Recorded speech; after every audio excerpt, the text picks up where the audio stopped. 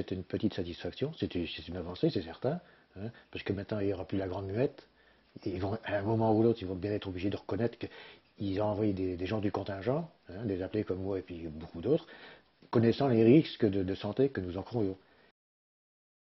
Et je précise également que nous n'avions jamais été prévenus de tous ces risques. Simplement, lorsqu'on devait passer la visite de libération, il y a le médecin qui m'a dit bah, écoutez, évitez de faire des enfants tout de suite. J'ai un autre collègue qui est avec moi dans le camp de toile, on s'est retrouvé par la suite. Lui, on lui a dit bah, vous risquez d'être stérile, mais vous inquiétez pas, ça va revenir. C'est tout ce qu'on a eu comme information. J'estime qu'il y avait d'autres moyens pour connaître les effets des déchets nucléaires, plutôt que d'envoyer des jeunes bidasses de 19 ans.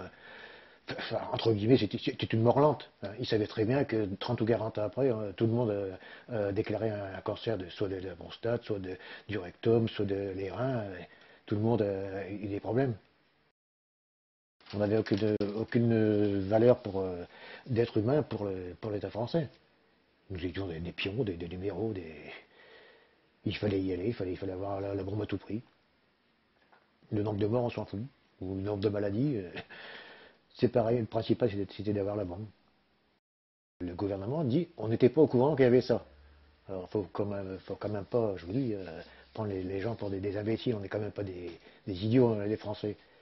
Donc je suis persuadé qu'il y avait encore d'autres tomes, parce que là c'est un tome sur le Sahara, mais la Polynésie, il y en a d'autres aussi, hein.